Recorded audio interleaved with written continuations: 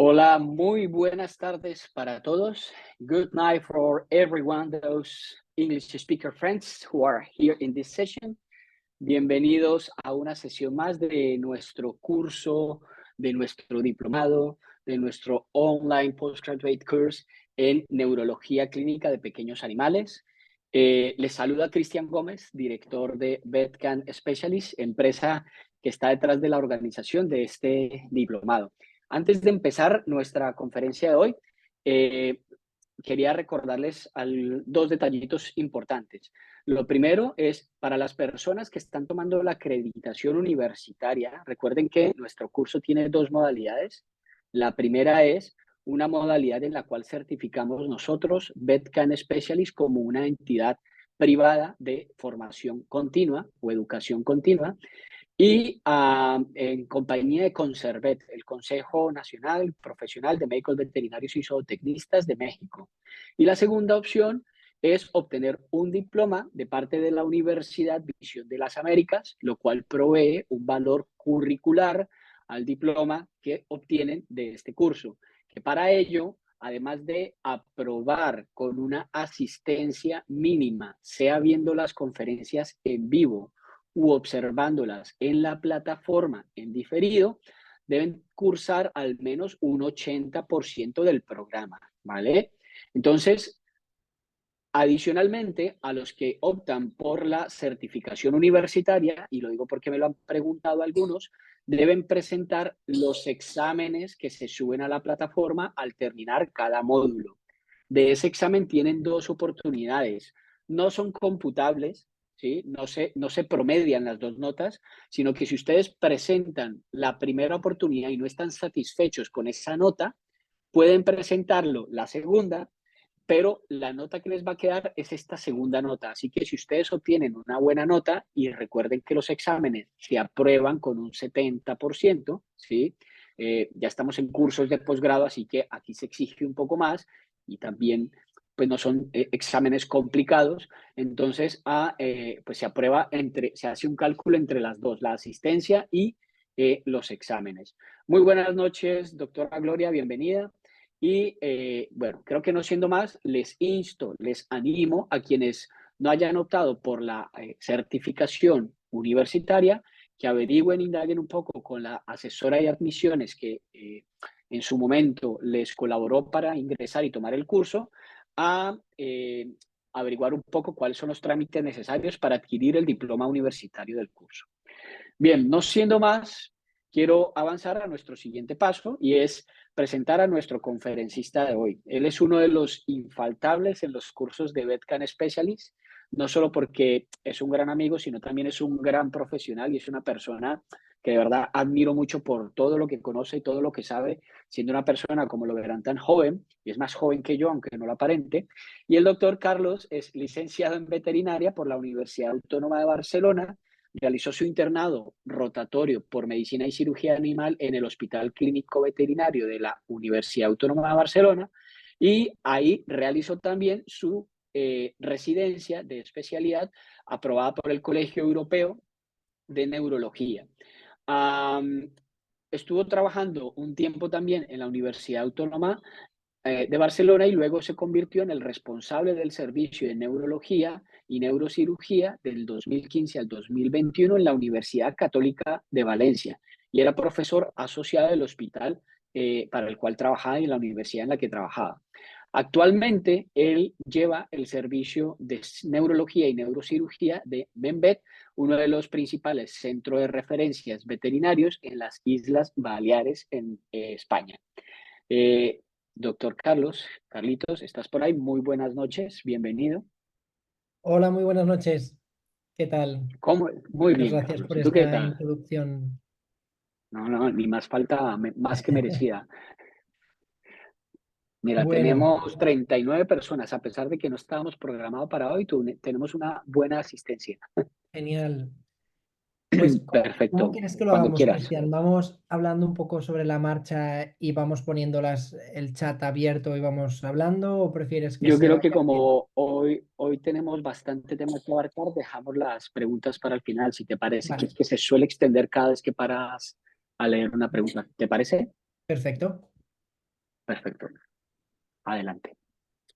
Pues nada, muchas gracias, Cristian, muchas gracias a Betcam por contar conmigo para formar parte de este posgrado. La verdad es que yo siempre participo muy contento y bueno, siempre los cursos son de muy buena calidad, así que muy contento de poder participar y aportar mi granito de arena. Hoy vamos a hablar del uso de la radiología en el diagnóstico de patologías del sistema nervioso. Esta es una presentación quizás un poquito más larga que las otras, porque he intentado pues un poco abordar todas las patologías que más comúnmente vemos en la clínica diaria y como una radiología, que es como la herramienta diagnóstica más disponible que tenemos en la clínica diaria, pues nos puede ayudar al diagnóstico de la patología de la cual sospechamos, ¿no?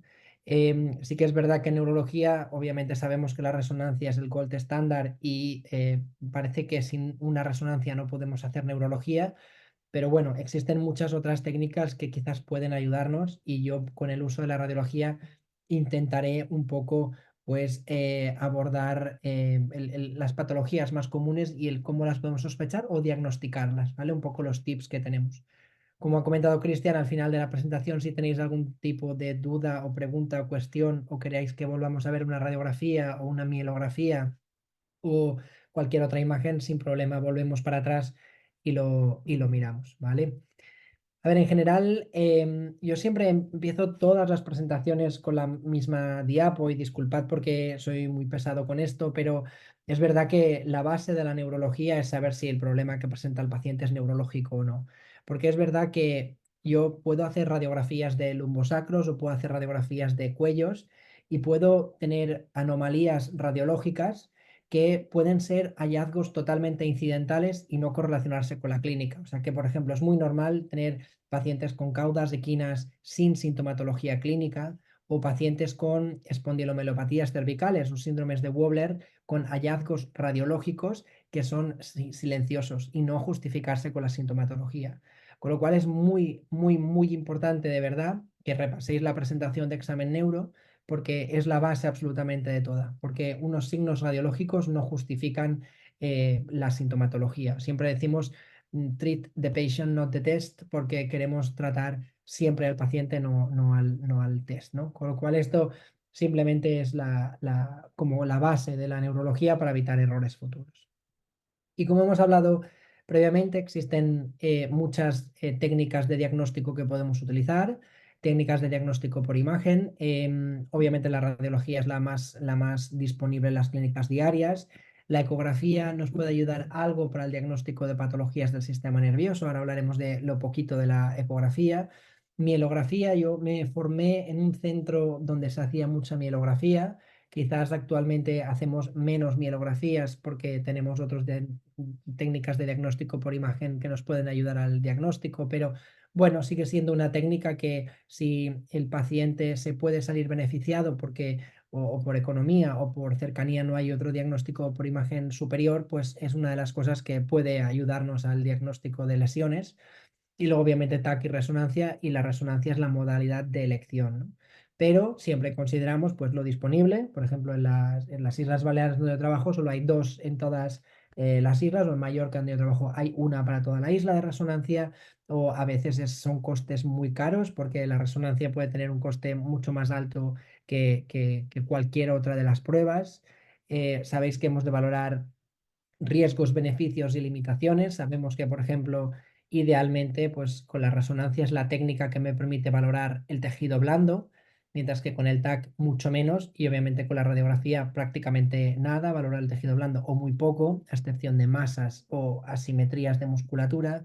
Y luego, pues que todas las pruebas de neuro, y yo os voy a proponer que la radiología también se haga bajo una sedación, se hagan bajo anestesia general o bajo medicamentos para sedar, porque nosotros queremos, pues ahora hablaremos de ellos, posicionar correctamente la columna vertebral y tenemos más oportunidades de sacar muchísima información de una radiografía. Yo, ya os digo, me he formado en un sitio con mielografías, entonces siempre antes de una mielo hacemos una radiografía y solo entrenando el ojo mirando radiología te puede ayudar muchísimo de base y ahora hablaremos situaciones de ellas.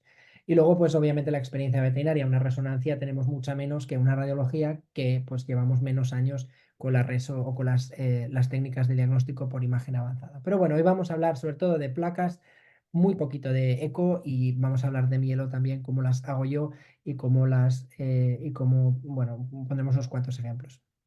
Las radiografías, como hablábamos antes, lo ideal siempre recomendamos hacerlas bajo sedación o bajo anestesia general y siempre tener a los pacientes monitorizados durante estos procedimientos anestésicos, con lo cual aquí tenemos la máquina siempre en rayos bueno, pues para tenerlos que no haya ningún susto, ninguna complicación. Incluso existen papers que comparan su success o éxito de procedimientos neurológicos cuando tienen las constantes normales, o sea que obviamente queremos que esté perfecto y controlado y monitorizado. Siempre nuestro paciente neuro es un paciente muy sensible, no sabemos todavía 100% qué es lo que hay, con lo que siempre hay que manipularlo con cuidado, con la espalda lo más recta siempre que podamos y evitando curvar o sí, hacer posiciones anómalas de la columna. Yo he tenido perros que, pues, sin querer, porque no lo sabíamos, o el perro tenía un tumor en la columna y de dar un salto él solo porque no se había sedado bien, pues quizás fracturarse o quiere decir que hay que tratarlos súper entre algodones y sobre todo cuando los sedamos que pierden el tono de la musculatura para lumbar. Y lo más importante también es valorar pues qué área estamos valorando y qué datos o qué fuerza de disparo de rayo necesito, porque vamos a ir cambiando los rayos en función de qué área estoy mirando. Y lo que hacemos siempre es posicionarlos correctamente. Yo me utilizo de estas tubos o de estos, hay varios, hay rígidos o hay de espuma para mantenerlos completamente rectos. Cuando quiero ponerlos boca arriba, los ponemos sobre estos colchonetas que están comerciales en diferentes casas comerciales y la columna queda súper recta. Y cuando lo quiero posicionar de lateral, me ayudo mucho de toallas pongo las toallas entre las piernas o entre las extremidades anteriores para mantener la espalda completamente recta, ¿no?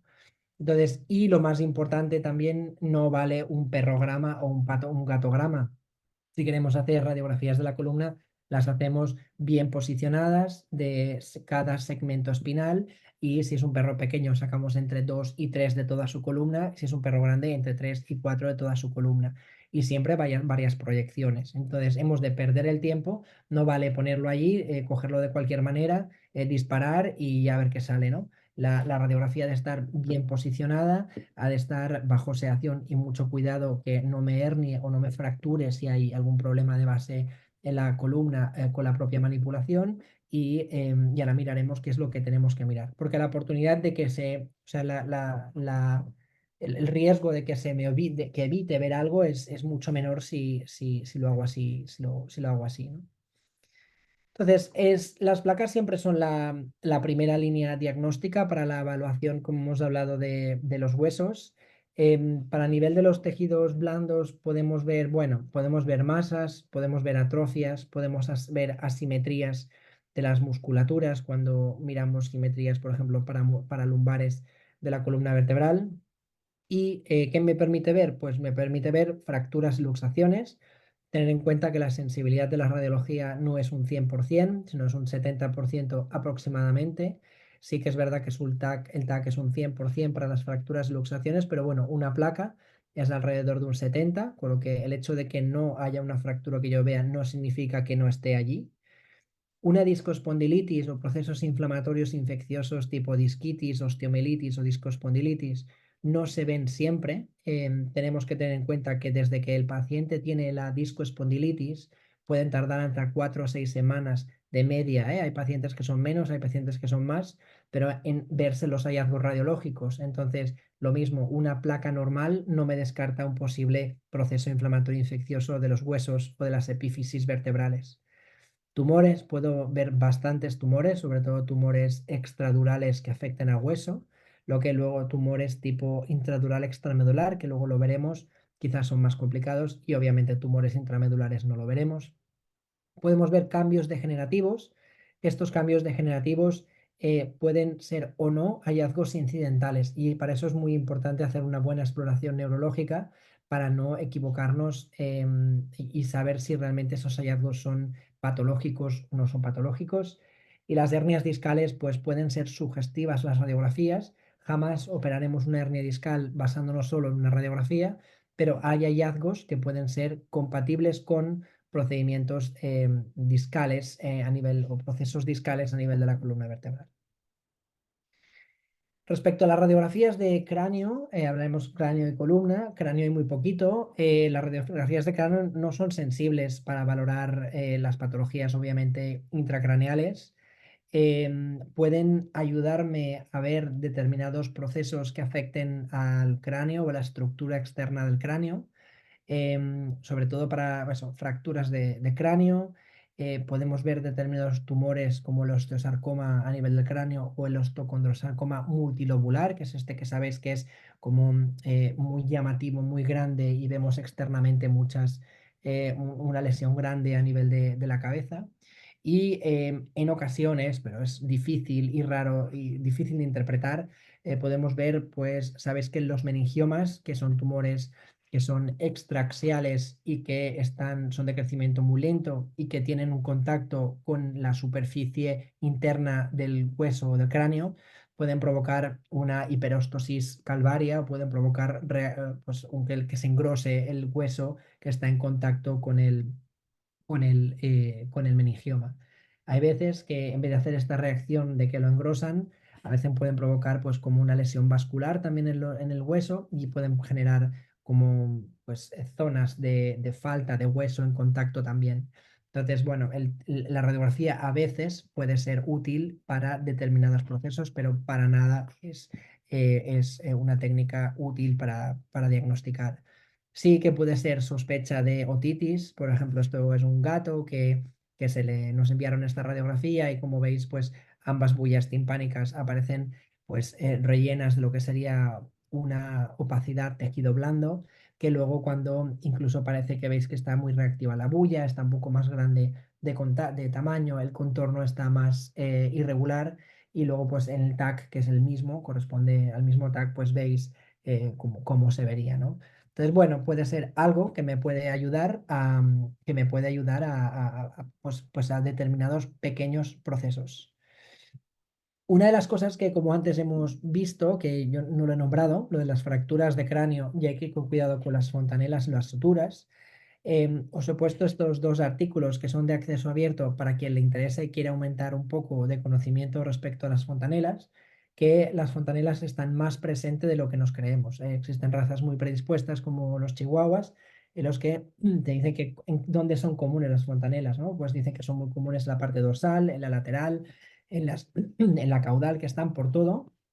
Y luego miran si el hecho de tener fontanelas persistentes puede justificarse o se ve asociado con otras patologías o con otros procedimientos o con otras enfermedades, diríamos, o anomalías, junto con la persistencia de fontanelas, ¿no? Y se viste que sí, que está muy asociado con tamaños muy pequeños, con la presencia de siringomielia, con la presencia de ventriculomegalia y con las anomalías craneocervicales pues comunes, ¿no? Como Chiari-like malformation, o a veces se ve con overlapping, se ve con otras cosas que puedan, otras anomalías craneocervicales comunes de los chihuahuas. Y he puesto esta placa, Cristian se va a reír porque se la he enseñado justo antes, pero esta placa me hace mucha ilusión porque forma parte del primer paper que yo escribí durante mi residencia.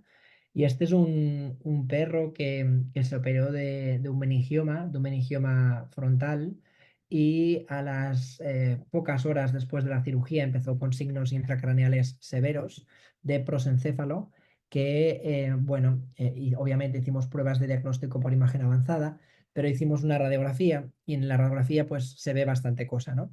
Si voy a volver para atrás, os fijáis en la opacidad de cómo son los cráneos, pues obviamente no es ni las mismas edades ni el mismo tipo de perro, pero si os fijáis existe este área aquí que quizás no tiene la opacidad que esperaríamos.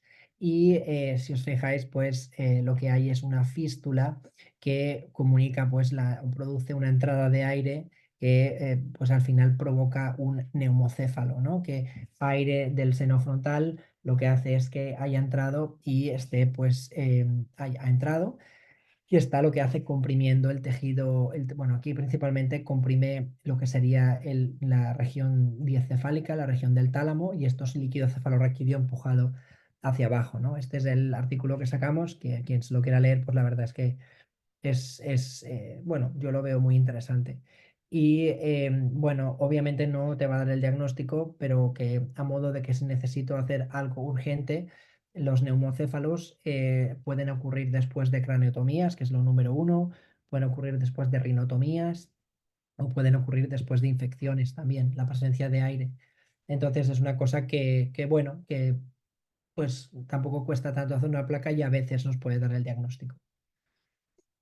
Respecto a la ecografía de cabeza o de cráneo, es bastante difícil, ¿no? Porque lo que es el cráneo no deja pasar lo que es bueno, la sonda, ¿no? No, las imágenes, no podemos obtener unas buenas imágenes por culpa del cráneo, pero a través de un defecto del cráneo podemos valorar parte del parénquima encefálico. Como fijáis aquí este chihuahua, pues obviamente estamos viendo, como veis aquí, esta área hipoecoica que consistiría en un ventrículo lateral, o sea que puedo valorar si nuestro paciente tiene una hidrocefalia, en este caso sería congénita. Puedo ver la presencia de hemorragia también. La hemorragia se ve hipoecoica inicialmente y precoica en fases crónicas.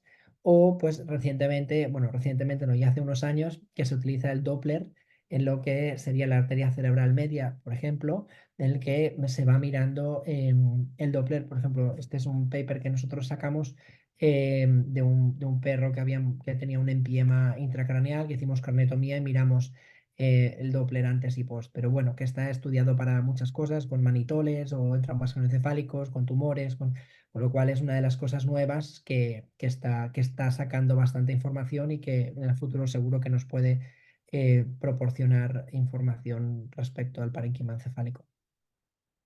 Entonces, las radiografías son siempre dos proyecciones, no vale una, siempre son dos. Y si sospechamos de que nuestro paciente tiene posible inestabilidad, nosotros un paciente con sospecha de fractura de columna lo queremos mover lo mínimo. Existen máquinas, que no sé si tendríais esa máquina, de intentar bajar el haz de rayo. Es decir, que lo que hacemos es bajar el haz de rayo, ponemos la placa en el otro lado y así intentamos no manipular al paciente y así evitamos que si hay una fractura nosotros mismos provocar más desplazamiento. Lo ideal es poner la columna siempre lo más recta posible y yo me ayudo mucho pues de toallas, de estas espumas que ponemos justo pues, un poco debajo del tórax, y lo que buscamos es que las alas del ilion estén completamente paralelas. Palpamos las alas del ilion y han de estar paralelas. Y lo que hablábamos, no hacemos perrogramas ni gatogramas, quizás un exótico sí, pero perrograma y gatograma no hacemos, sino que por sección, región lumbosacra, toracolumbar, torácica, cervicotorácica y cervical. Y lo ideal luego es valorar las radiografías, enviárnoslas a un programa en donde podamos pues ampliar, cambiar contraste, poner las dos proyecciones y existen programas de acceso abierto. Nosotros trabajamos mucho con Oros, hemos trabajado mucho con Osirix, pero son programas de acceso gratuito que te permite cambiar mucho pues, los colores o puedes jugar un poco con la intensidad de la imagen.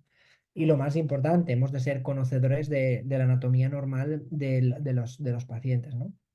Entonces, esto es una vértebra torácica, perdón, lumbar, y luego aquí tenemos una torácica. Hay mínimos cambios en las vértebras cervicales o sacras, pero bueno, que en general tendríamos que ser conocedores de cuál es la anatomía completamente normal de una columna vertebral de un paciente que estamos valorando, ¿no? Y qué cosas pueden ser normales o no, que ahora hablaremos de ellas, tipo hemivértebras, aplasias de procesos articulares que pudieran o no ser normales o estar asociadas con patología. Entonces, ¿qué tengo que saber, no? Pues saber cuántas vértebras tiene cada segmento espinal, cómo son los procesos articulares, hasta qué vértebra llega la costilla. Sabemos que en perros y gatos, pues la fórmula estándar suelen ser 7 cervicales, 13 torácicas. 7 lumbares y 3 sacras. Ha de estar perfectamente alineada en los dos planos. Miramos la amplitud, volveremos a ello a lo largo de la presentación, de los espacios vertebrales y siempre compararlo con el anterior o con los posteriores.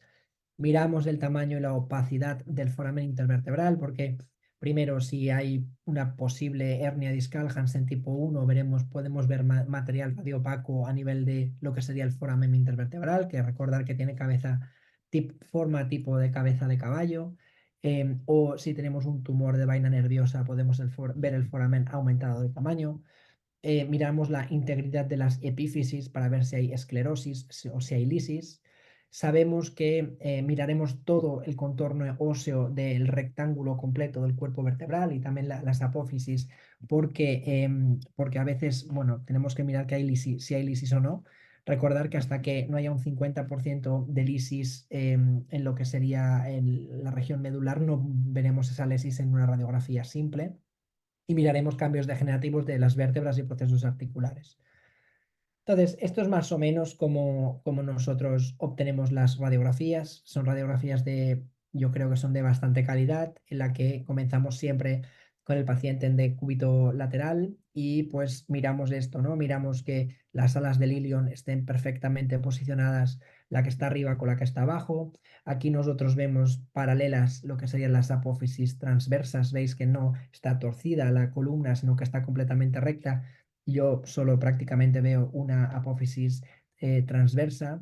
Veríamos perfectamente lo que es la región del foramen. Veis que tiene forma de cabeza de caballo. Veríamos que las costillas están paralelas o intentar que estén lo más paralelas posibles. No hay cortado ninguna espinosa ni por arriba, ni ningún cuerpo vertebral en esta región torácica por abajo. Y cuando miramos las cervicales, pues veis, están perfectamente posicionadas porque, bueno, y está un pelín torcida, pero casi recta, ¿no? Porque veis que las alas del atlas han de estar paralelas, las bullas han de estar simétricas. Y lo mismo con la región ventrodorsal. Em, Perdón, mira también los procesos articulares.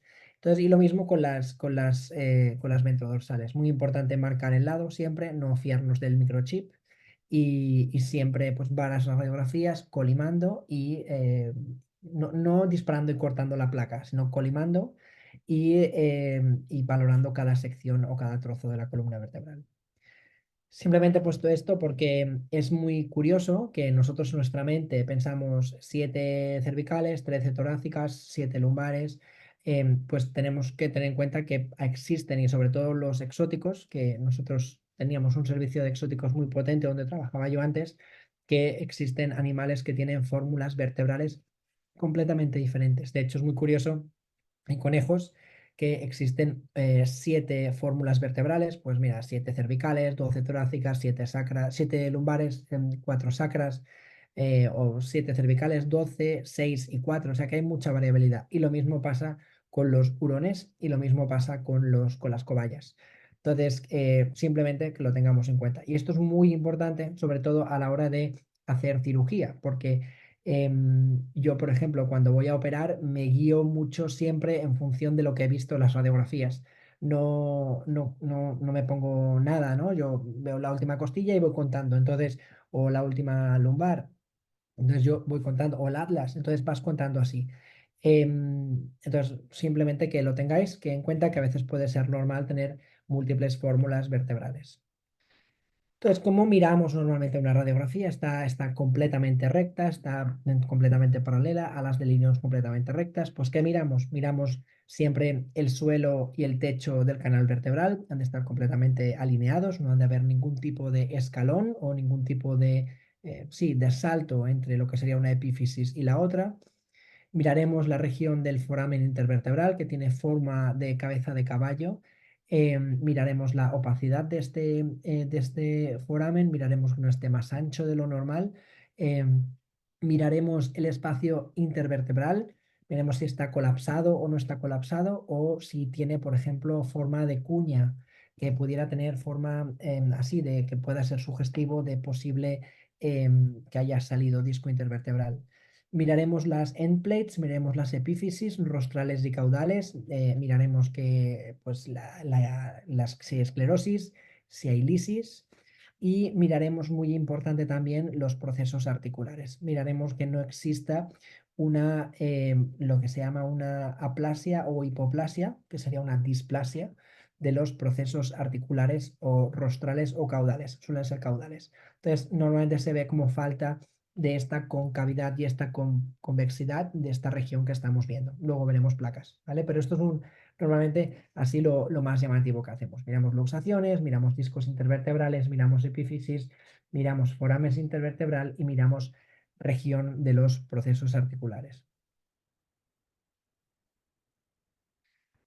Entonces, en estas radiografías, yo os he puesto, ahora iremos patología o enfermedad por enfermedad, pero he puesto estas 4 placas, en donde, pues, en esta de aquí, si os fijáis, lo que vemos sobre todo es el falta del contorno de lo que sería la parte ventral de los cuerpos vertebrales. Existe esta región irregular, heterogénea, que está en el suelo o por debajo de lo que serían las vértebras, pero aquí todavía las epífisis no están tocadas, ¿vale? O sea que este igual sería un inicio, creo que esta era una miositis con una discospondilitis, pero veis que aquí ya hay algo raro en esta placa. Aquí tenemos un cachorro porque seguimos viendo las líneas de crecimiento, pero vemos que existe esta luxación en esta región de aquí. En esta placa de aquí, pues sobre todo lo que más me interesa a mí es que existe una vértebra transicional, es decir, esta vértebra de aquí, que yo no sé ahora mismo si es T13, esta de aquí, que le falta una costilla, o es L1 que tiene una costilla. Esto es lo que se llama una vértebra transicional, que ahora hablaremos de ella, pero es muy importante para mí. ¿Por qué? Porque a la hora de operar yo tengo que saber guiarme en función de las costillas de cuántas hay, sobre todo además porque la hernia se encuentra en el sitio donde se encuentra la vértebra transicional. Pues esto es 7, 6, 5, 4, 3, 2, 1. El L1 tiene costilla, ¿vale? Esto es normalmente lo que pasará. Pero bueno, que simplemente que tiene vértebra, que existe una vértebra transicional. Entonces, de nuevo, ¿no? ¿Qué vamos a mirar ahora? Vamos a mirar malformaciones congénitas, vamos a ver enfermedades inflamatorias infecciosas, vamos a ver tumores, vamos a ver fracturas y luxaciones, vamos a ver posible sugerencia de disco intervertebral y posibles cambios degenerativos. Y simplemente, pues existe este paper que está muy bien hecho, está hecho por un compañero español, que, bueno, dice que como de común es ver anomalías con placas y con tags. Dice que las placas sirven, pero que obviamente el tag es mejor. Pero bueno, que aquí ya tienes un paper que te dice que las placas sirven como un método de screening de determinadas enfermedades. Bueno, vamos a hablar ahora de luxación alantoaxial. La luxación alantoaxial, sabéis que existe, bueno, normalmente cuando vemos una placa con luxación alantoaxial, se define como un aumento de la distancia que vemos entre lo que sería la apófisis espinosa de C2 con respecto a la parte dorsal o al ala dorsal del atlas, ¿no? Es un aumento de la distancia con un desplazamiento dorsal del axis. Esto es normalmente como se suele definir una placa de subluxación alantoaxial. Y cuando tenemos esto, pues es muy importante ver si tenemos una aplasia o hipoplasia del diente o si tenemos otras malformaciones craneocervicales que podemos ver. Muchas veces podemos ver bloque vertebral, que ahora hablaremos de ello, y una placa puede ser muy diagnóstica para el diagnóstico de subluxación alantoaxial. Simplemente se recomienda hacer placas bajo sedación, súper importante no bajar en exceso el cuello o si los sedamos, cogerles bien el cuello, porque si nosotros le bajamos en exceso el cuello podemos provocar paradas cardiorrespiratorias. Si no está completamente subluxado, lo podemos empeorar nosotros bajando. Y también cuando los vayamos a anestesiar, súper importante no pasarse con el grado de flexión, porque pueden haber sustos. Entonces, claro, esto es muy bonito, ¿no? Pero tú, una radiografía, han dicho, bueno, pues vamos a ver cuáles son las medidas objetivas que me pueden ayudar a diagnosticar vía radiografía una subluxación alantoaxial sin flexión, ¿vale? Entonces, lo que hacen, es súper interesante este paper, lo que hacen es que de una articulación alantoaxial, miran diferentes medidas o diferentes maneras de valorar la unión entre ambas vértebras, si me permitís el término de unión de ambas vértebras. Entonces, miran diferentes cosas. Miran la distancia atlas con axis, miran este ratio de la distancia debajo del diente hacia arriba del diente, miran el ángulo entre C1 y C2 y miran también, bueno, miran una ratio diente-cuerpo vertebral, pero para ellos lo más significativo para el diagnóstico de una subluxación alantoaxial con un animal que no flexionemos la cabeza sería lo que sería el overlapping o el sobreposicionamiento entre C1 y C2. ¿Y cómo es esto? Pues ellos lo que hacen es simplemente ponen una línea que se encuentra paralela a lo que sería el techo del canal vertebral y lo que hacen es que ponen una línea, si os fijáis, en la parte caudal del atlas y una línea en la parte rostral del axis. Y si esta distancia es mayor a 1,55, es muy sugestivo de tener una subluxación anatoxial. Vale, esto es un paper bastante chulo, bastante reciente, que quien quiera leer un poquito más de información, que se lo baje, pero básicamente esta es la medida que ellos dicen que en un paciente sin flexionar la cabeza podemos ser sugestivo de subluxación anatoxial. Pero luego, claro, vamos a flexionarle el cuello. Yo creo que cualquier perro o gato que flexionemos el cuello, nosotros estamos aumentando esta distancia, ¿no? Entonces, podemos nosotros estar sesgados o estar subjetivamente, bueno, influenciados, perdonad, por el grado de flexión.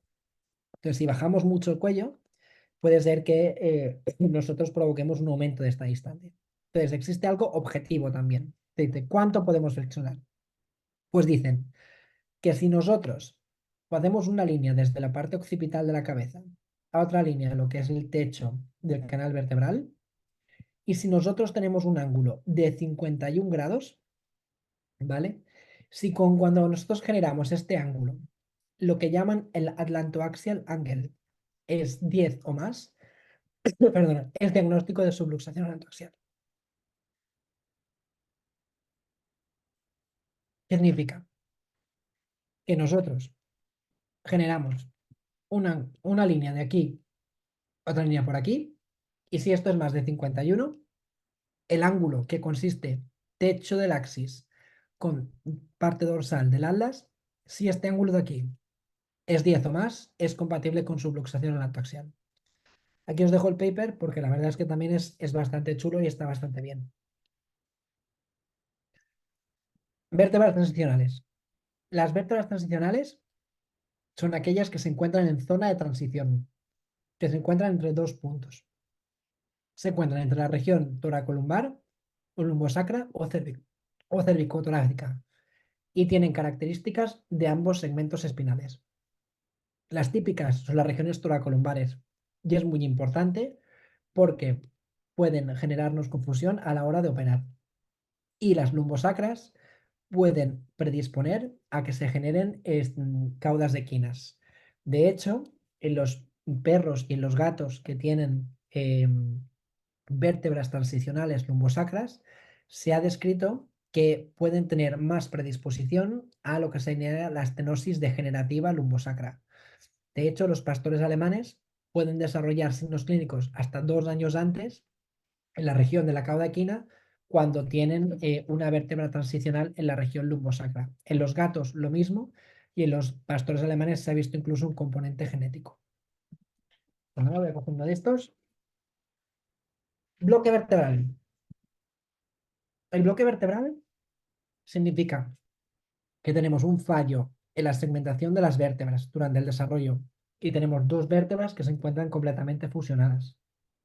Pueden fusionarse en diferentes partes, pueden fusionarse a nivel del cuerpo vertebral, de los arcos vertebrales o incluso puede ser la vértebra entera. Esto clínicamente es muy importante porque en función del grado de bloque que tengamos, puede generar lo que se haría como un efecto dominó, es decir, que sufran los discos rostrales y los discos caudales al bloque vertebral y tengamos cambios degenerativos, como probablemente aquí que veis este disco que parece que está calcificado, porque quizás esta vértebra está ejerciendo mucha más presión o está cambiando la biomecánica de la columna normal y está provocando mucha más tensión en la región, en esta región de aquí. Y genera una degeneración discal mucho más rápida de lo que tocaría. La hemivértebra. La hemivértebra es un fallo en la formación de parte de esta vértebra. Las causas son desconocidas, pero se plantean un montón de causas, tipo problemas de vascularización, defectos genéticos, problemas teratogénicos que afectan al cartílago de crecimiento de la propia vértebra. Recibe múltiples nombres como vértebra mariposa y sabéis que es súper común en las razas que tienen la cola tipo, tipo un tornillo, ¿no? Tipo así un bulldog francés. Lo más importante es saber si esto es totalmente incidental o se encuentra asociado a signos neuro.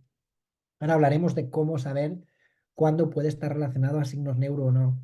Pero existen muchos problemas que pueden ser secundarios de estas hemivértebras, como por ejemplo la presencia de divertículos aracnoideos, de quistes aracnoideos, de la presencia de siringomielia. Recordar que la siringomielia es acumulación anómala de líquido cefalorraquídeo en el parénquima de la médula espinal, más o menos canal central, y esto es porque no fluye correctamente. Y puede provocar una atrofia focal también de la médula espinal si el canal vertebral está muy estrecho como consecuencia de la anomalía vertebral congénita. Para el diagnóstico de la hemivértebra, es verdad que una radiografía nos basta, pero es muy importante ver el parénquima de la médula espinal. En este caso, yo creo que lo mejor sería hacer una resonancia magnética, porque bueno, yo he visto algún caso en donde se ha hecho una mielografía y como si hubiera un diverticular aracnoideo, la probabilidad de empeorar por culpa de la mielografía es mucho más alto si tengo un diverticular aracnoideo. ¿Por qué? Porque pues tenemos una cavidad que está llena de líquido, que estamos forzando nosotros metiendo líquido y puede que empeore más si tengo un problema de tipo un diverticular aracnoideo. Entonces yo creo que si tenemos una hemivértebra, lo más importante sería hacer una radiografía, obviamente, tengo el diagnóstico, un TAC y luego una resonancia magnética, intentando evitar en estos casos eh, la mielografía. Existe este paper que habla de las semivértebras. La verdad es que es un paper de Rodrigo que es excelente y es muy chulo, que intenta describir las semivértebras, ¿no? De hecho, bueno, lo que hablamos antes, la hemivértebra quizás es un término que no es correcto, porque decir hemivértebra significa que te falla media vértebra y no es verdad, porque no te falla media vértebra. Existen diferentes tipos de hemivértebras, como veis en la imagen derecha. Si esto es una vértebra normal, existen, pues como veis aquí, todos estos tipos de hemivértebras. Cuando tenemos una aplasia ventral, tenemos una hemivértebra dorsal. Y como veis, pues se nos monta la vértebra entre las otras dos vértebras adyacentes. Si yo tengo una hipoplasia ventral, es decir, que es más pequeñita de lo normal, tenemos esta forma de como de cuña de la vértebra. Después podemos tener aplasias laterales, que se nos manifiesta en hemivértebras laterales. Podemos tener hipoplasias laterales o lo que serían casi las peores, ¿no? Que sería una, una aplasia ventrolateral, que tengo una hemivértebra dorsolateral. Entonces, se ha visto, perdonad, y las vértebras mariposa es cuando tengo una aplasia de la parte ventral y medial de la vértebra. Y entonces es así y se me forma clínicamente o en la radiología así. Se ha visto que de T7, T8 y T12 son las más comunes y que las que clínicamente normalmente suelen producir sintomatología clínica es la hemivértebra dorsal, esta de aquí, y la hemivértebra dorsolateral, que es la que más produce compresión de la médula espinal. De hecho, bueno, esto simplemente es un paper que es súper curioso, que te habla de que son hereditarias. O sea que si nosotros ya vemos un paciente que tiene mi vértebras, lo más probable es que sus generaciones siguientes también lo tengan. Entonces tendríamos que evitar em, hacer criar bulldog franceses o carlinos con estas semivértebras. De hecho, este artículo es súper curioso porque, vale, tengo una hemivértebra. Como consecuencia de mi hemivértebra, yo tengo una desviación de la posición normal de la columna y tengo cifosis o tengo escoliosis. Entonces, en bulldog franceses, ¿cómo de significativo es tener una cifosis, una escoliosis, ¿no? Y qué síntomas, o sea, qué consecuencias en un futuro puede tener el ser escoliótico o el ser cifótico. Entonces he visto que perros con cifosis tuvieron 2 veces más probabilidades de desarrollar hernias de disco que los no sin cifosis, o sea, que los sin cifosis, que hubo una asociación entre escoliosis y distribución anatómica de la hernia, que eran más comunes tener lumbares, hernias lumbares, los que tuvieran escoliosis, pero el hecho de tener escoliosis no estaba asociado con más probabilidad de tener hernia discal. Con lo cual, la conclusión del estudio fue que los bulldogs con cifosis tenían más probabilidad de tener hernias discales toracolumbares. ¿Vale? Yo tengo una hemivértebra y cómo de significativo es esta hemivértebra. O sea, a veces podemos ver hemivértebras que son no sintomatología, sin sintomatología clínica y otras veces las podemos ver con sintomatología clínica. Entonces, ¿cómo lo sabemos con una radiografía? Pues podemos hacer lo que se llama el ángulo de Cobb. Lo tenemos aquí, el Cobb angle. Y el ángulo de Cobb consiste en hacer dos líneas que al final se van a unir en un punto que me generan un ángulo, que si este ángulo es mayor de 35, tengo probabilidades de tener sintomatología clínica. ¿Cómo se genera este ángulo? Este ángulo se hace desde la parte rostral de la vértebra, perdón, desde la parte rostral, que sería la epífisis rostral, de la vértebra sana por delante de la mi vértebra, como por ejemplo esta de aquí, a la epífisis caudal de la vértebra caudal sana a la mi vértebra. Y cuando ello lo tiramos para detrás, obtenemos un ángulo y si ese ángulo es mayor de 35, tengo probabilidades de tener sintomatología clínica. De hecho, este es el paper más reciente que habla de tags, pero que habla en lo mismo, del ángulo de Cobb. Y el ángulo de Cobb te dice que tiene una sensibilidad muy alta, que los carlinos están muy predispuestos a tener en mi vértebra y que el ángulo de Cobb de 35 es lo que más sensibilidad da en lo que te asocia pacientes con sintomatología clínica o pacientes que no se encuentran afectados. Con lo cual, este es 34,5, el anterior es 35 grados. Pero la placa perfectamente me puede ayudar a identificar si clínicamente esa mi vértebra y el examen neuro, obviamente, me está dando la sintomatología clínica, en este caso de un T3L3. Perdonad. La aplasia o la hipoplasia de procesos articulares vertebrales. Sabéis que los procesos articulares, tenemos aquí uno rostral y uno caudal, que los dos se unen, y en una radiografía nos dan esta concavidad y esta convexidad y esta opacidad de articulación. Y los procesos articulares generan un 30% de estabilidad de la columna vertebral, ¿vale? O sea que es muy importante fijarse siempre en los procesos articulares, ¿no? Entre el caudal y el rostral, siempre normalmente el problema suele ser en el caudal, tanto de hipoplasia como de aplasia. Y en función de la raza que tengamos, son diferentes. Los cardinos son muy comunes en T10, T11, T12, T13, y los bulldog franceses o ingleses son muy comunes en T4 y T9. Lo más importante, bueno, ahora lo tenemos aquí, esta radiografía no tiene mucha calidad, y disculpad, pero lo que tenéis que fijaros son en esta región de aquí, ¿vale? Estas de aquí. Estas son las normales. Normal, normal. Quizás aquí un poquito más pequeño, aquí no, y aquí tampoco. O sea que vemos esa falta de concavidad y esa falta de convexidad que me da la opacidad típica de la articulación, se llama cigofagocitaria, ¿sí? de la articulación de los procesos articulares, básicamente. Y aquí cuesta mucho, pero se tendría que ver en estas regiones de aquí, ¿vale? Mirar si faltan o no faltan. ¿Y por qué es importante? Porque es verdad que muchos no se encuentran asociados a sintomatología clínica. Es verdad. Pero es verdad que otros sí que se encuentran asociados a sintomatología. Por ejemplo, aquí te dicen que en perros que se le han hecho un TAC por otras causas, en el 70% de bulldog franceses, en el 85% de los ingleses y fijaos, en el 97% de los carlinos, vieron hipoplasia de los a procesos articulares y neurológicamente estaban normales.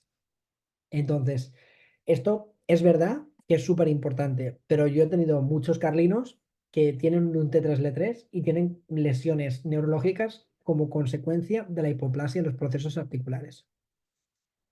De hecho, bueno, escribimos este paper también de West Highland White Terriers que tenían hipoplasia de los procesos articulares. ¿Y qué produce? Que hemos dicho que el proceso articular genera un 30% de estabilidad de la columna vertebral. De manera crónica, lo que hace son microinestabilidades, muy pequeñitas, muy pequeñas, micromovimientos. Y estos microinestabilidades lo que hacen son pequeñas contusiones en la médula espinal que puede provocar varias cosas. Una, que la médula espinal se haga más pequeñita de lo normal y se atrofie como consecuencia del micromovimiento. Puede provocar que se genere un tejido de fibrosis o hipertrófico dorsal y ventral como consecuencia de la inestabilidad. Puede provocar divertículos aracnoideos, puede provocar que la médula espinal, como os he hablado, se haga más pequeñita y se gliose. Entonces, hay veces y muchas que pueden provocar también signos clínicos asociados, sobre todo cuando no son razas brachiocefálicas típicas, que se ha visto que es muy normal verlos de manera incidental y de manera normal. Entonces, lo típico es un T3L3 crónico, progresivo muy lento, sin dolor espinal cuando tocamos la columna en general. Os he puesto este paper porque en carlinos es súper común, como habéis visto, y la patología se llama mielopatía constrictiva. Al final lo que se produce es que de la inestabilidad se produce un tejido de alrededor que se hipertrofia, que constriñe la médula espinal y la aprieta la médula espinal. Se llama mielopatía constrictiva. Y hay artículos de reso solo de esta enfermedad. Entonces, como veis aquí, pues vemos una hipertrofia porque se desvía ventralmente la parte dorsal de la médula espinal. Hay una pequeñita hernia discal o protusión aquí, que la veis aquí, como dice que tiene como forma de V. Después vemos que la parte dorsal es asimétrica, el líquido cefalorraquídeo, porque también este tejido fibrótico aprieta y penetra. Se ha visto incluso que a veces puede penetrar la dura madre. Entonces, esto, la verdad es que la patología suele ser fijación más o menos la menectomía dorsal a veces, pero bueno, simplemente que es muy importante fijarse que una radiografía puede ser sugestiva de que ya veamos algo en los procesos articulares. Si tenemos una enfermedad crónico-progresiva, puede ser que venga de esto. La espina bífida es otra cosa que podemos ver con una radiografía. Sabéis que es la fusión incompleta dorsal de los arcos vertebrales y es un problema congénito. Se ven las radiografías normalmente ventrodorsales, que veis esta región de aquí, que es las apófisis espinosas no están correctamente fusionadas. Hay varios tipos, unas que causan sintomatología clínica y otras no causan sintomatología clínica. Los que las causan se llaman la abierta o la cística y se produce una herniación de las meninges más o menos tejido encefálico a través del agujero del canal vertebral porque no se ha fusionado correctamente lo que serían las apófisis espinosas. Este artículo, que es de un gran compañero de Sergio Ródenas, la verdad que si queréis leerlo, ha sido el primero en describir los outcomes en perros con espinas bífidas y con meningomieloceles o meningoceles, es decir, herniaciones de las meninges más o menos tejido encefálico en perros con espinas bífidas, que muchas veces también podemos palpar cosas subcutáneas o ver un pequeñito bulto y pudiera ser sugestivo de esto.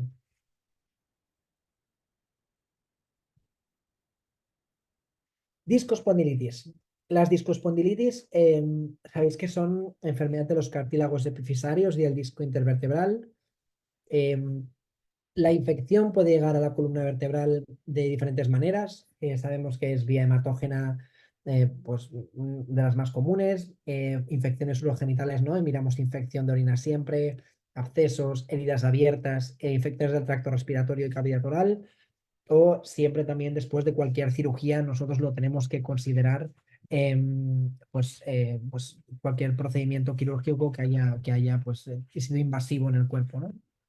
Uno de los puntos súper típicos de discospondilitis es la región L2, L3, L4 más o menos, que es donde se inserta el pilar del diafragma, porque es el sitio típico de migración de cuerpos extraños a través del pilar del diafragma, se insertan en el suelo de lo que sería el canal vertebral o del paquete muscular, y allí es muy, muy típico de infecciones. De hecho, la foto inicial, aquella que habéis visto, que se veía rugoso o miositis en la parte ventral del canal vertebral, era un perro con un cuerpo extraño, una espiga que había migrado en la parte ventral del canal vertebral a través del pilar del diafragma. Los signos clínicos son muy variables, desde fiebre, dolor, cojera, anorexia, dolor abdominal. Y los signos neuro de déficits, normalmente una discospondilitis como tal no produce déficits, produce dolor, produce disconfort, produce reticencia a caminar, a saltar, cojeras, eso mucho dolor, pero el signo neurodéficit déficit proprioceptivo o paresia o ataxia te lo da cuando ya se afecta el parénquima espinal. ¿Y cuándo pasa eso? Pues cuando tengamos una subluxación o luxación vertebral, cuando tengamos un empiema epidural o cuando tengamos una meningomielitis por contacto, ¿vale? Entonces, ya digo, en general, os digo, en general, no, una discospondilitis no cursa signos neuro de déficits, a no ser que tengamos estas situaciones clínicas en donde ya el parénquima con meninges se me está afectando. ¿Cómo se ve, no, la discospondilitis? Súper importante y lo volvemos a hablar, que inicialmente no se ve una discospondilitis. Puedo tener sintomatología clínica de dolor, fiebre, leucocitosis, elevación de la proteína C reactiva, pero no la veré en una radiografía. Es verdad que un TAC o una RESO siempre me adelantan la aparición de los signos radiológicos y que me pueden dar el diagnóstico, pero que inicialmente con una radiografía nosotros no lo vamos a ver. ¿Qué es lo que vemos con escospondilitis? Pues vemos de la pérdida de la definición de las epífisis vertebrales, normalmente rostral y caudal al espacio intervertebral afectado. Vemos una osteolisis en la región de las epífisis vertebrales. Vemos un estrechamiento del espacio intervertebral inicial, porque luego puede aumentarse por la osteolisis o que se va comiendo las epífisis. Vemos esclerosis variable, pero bastante presente, y luego prolifera hueso, ¿no? Primero se destruye y luego prolifera. En general, cuando tenemos discospondilitis, lo más importante es hacer radiografías de toda la columna, porque podemos tener radiologías radiológicamente multifocalmente y puede ser bastante común el tener varios espacios que se encuentran afectados. Y lo que hablábamos, una radiografía normal no descarta la presencia de discospondilitis. Buscar otras técnicas de imagen si tenemos una sospecha alta de la presencia de una discospondilitis. Pueden tardar hasta mes y medio en a veces dar la en aparecer los signos radiológicos. ¿Cómo diagnosticamos una discospondilitis? Pues nuestro objetivo es intentar buscar el agente infeccioso fúngico o bacteriano que produce la discospondilitis. Ojo, porque las brucelas suelen ser también zoonóticas, con lo que si estamos en una región con varias discospondilitis o varios pacientes con discospondilitis donde haya brucela, hay que ir con cuidado que puede ser zoonótica y hay que ir con cuidado. Para el diagnóstico de las discospondilitis a veces cuesta, pero intentamos coger el máximo de muestras de nuestro paciente. ¿Qué hacemos? Hacemos cultivo de sangre, hacemos cultivo de orina, hacemos cultivo del disco, radiografía guiado o TAC guiado. ¿Cómo hacemos el radiografía guiado? Pues mirar con una aguja espinal, con cariño, en la región L7-S1, nos vamos metiendo y guiados por radiografía vamos poniendo, vamos poniendo, vamos poniendo y vamos entrando en la región donde yo quiero aspirar o obtener muestra para cultivo, ¿no? Entonces, muy importante, cultivo aeróbico, anaerobio, hongos y, perdón, bacterias y hongos. Y este artículo me pareció súper interesante también porque es muy frecuente, es muy nuevo este artículo, de hecho. Dicen que cómo de frecuente es obtener cultivos positivos en pacientes con discospondilitis. O sea que el diagnóstico a veces no es tan directo o tan fácil, ¿no? De hecho, de los 120 perros, solo en el 42% de los casos tuvieron uno o más de un cultivo positivo para el diagnóstico. Fijaos el cultivo de orina. 28 de 115 perros fueron positivos. De sangre, 25 de 78. De disco, 10 de 34. El líquido cefalorraquídeo no solemos sacar normalmente en discospondilitis. Entonces, la sensibilidad de los cultivos no es tan alta muchas veces. Simplemente que lo tengamos en cuenta, que a veces no es tan sensible. En mi experiencia, quizás la del disco es un poquito más alta. Cuando hemos hecho punciones TAC guiadas o radiografía guiadas, siempre lumbosacras, no torácicas, con radiografías, o lumbares solo con radiografías, sería lumbosacro, es bastante alta. Pero bueno, es verdad que muchas veces es frustrante que haces cultivos y no los encontramos. Y una de las cosas súper interesantes es saber cuáles son los hallazgos de imagen iniciales en pacientes con discospondilitis, porque como tardan mucho, ¿cuál es el hallazgo inicial?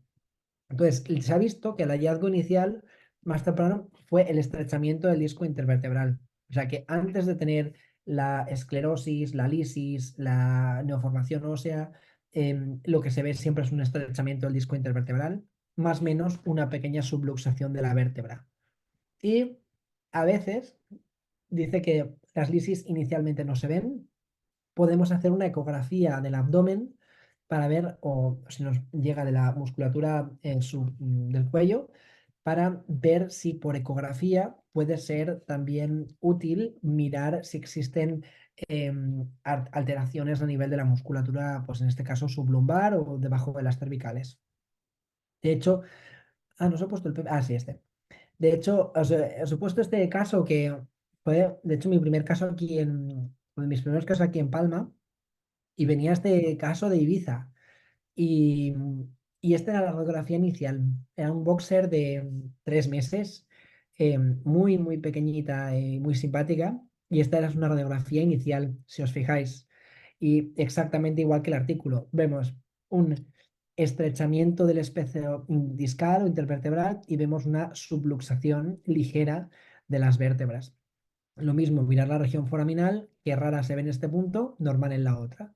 Y este paciente evolucionó, esta radiografía fue al cabo de 2 semanas después o 3 semanas, no recuerdo exacto, y esto es como evolucionó la imagen, ¿no?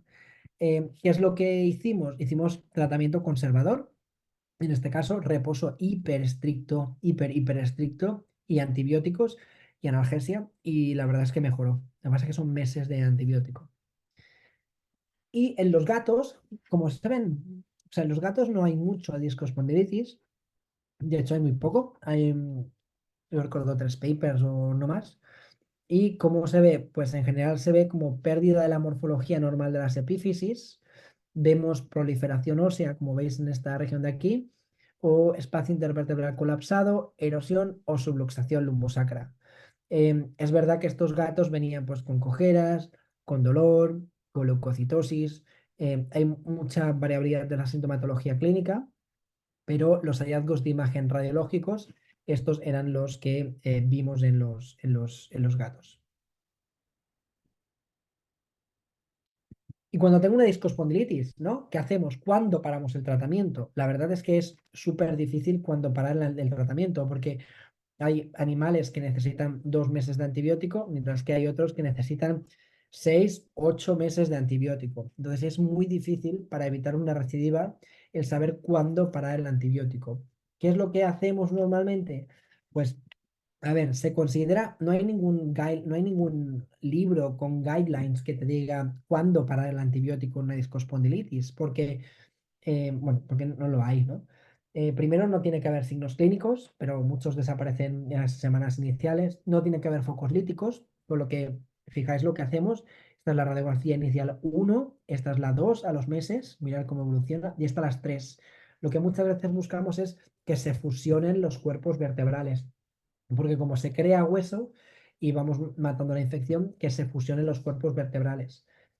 Entonces buscamos ese puente vertebral. Normalmente cuando paramos el antibiótico, pues cuando hacemos radiografías seriadas, desaparecen los focos líticos, se ha creado hueso, se ha creado un puente y obviamente no debe haber leucocitosis, ni fiebre, ni la proteína C reactiva estar alta.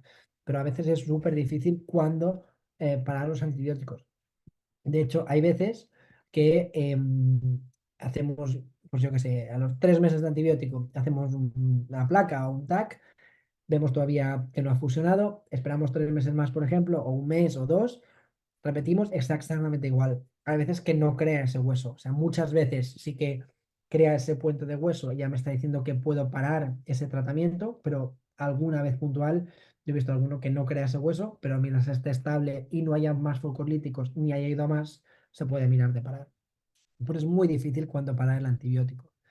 Y bueno, yo utilizo mucho la proteína C reactiva porque sabéis que la proteína C reactiva no sube en procesos tipo hernias discales y sí que me puede subir en procedimientos tipo discospondilitis. Entonces es una herramienta fácil, barata y bastante disponible que me puede dar sugerencia de que el paciente pueda tener una discospondilitis. O sea que proteína C reactiva, y aquí tenéis este paper si lo queréis leer y ampliar bibliografía, la verdad es que es de acceso abierto y es bastante interesante también. Tumores. De tumores, sabéis que existen 3 localizaciones de tumores. Los clasificamos en función de la dura madre donde se encuentren. Sabéis que llamamos tumores extradurales y son los más comunes que afectan a la columna vertebral, aquellos que se encuentran por fuera de la dura madre. Después tenemos los tumores intradurales extramedulares, que son aquellos que están por debajo de la dura madre, pero por fuera del parénquima espinal. Son los segundos más comunes. Y por último tenemos los tumores intramedulares, que se encuentran pues, por debajo de la pía madre, ¿no? O dentro de la médula espinal. Y luego los clasificamos en función de si son primarios o secundarios. Son primarios aquellos que afectan a la médula espinal, dura madre y tejidos perioespinales, o secundarios aquellos que metastatizan. Entonces, obviamente el diagnóstico definitivo es histopatológico, pero las placas y la mielo solo son útiles en determinadas ocasiones. Obviamente tumores intramedulares no veremos nada o veremos un patrón intramedular, pero en ocasiones ahora veremos algunas placas y mielos que me puedan ser sugestivas de determinados tipos de tumores. Entonces, de neoplasias extradurales hemos dicho que son las más comunes. Estos son las enfermedades primarias extradurales más comunes que afectan a la columna vertebral. Normalmente el más común es el osteosarcoma, fibrosarcoma o condrosarcoma. Veis que esto era un osteosarcoma.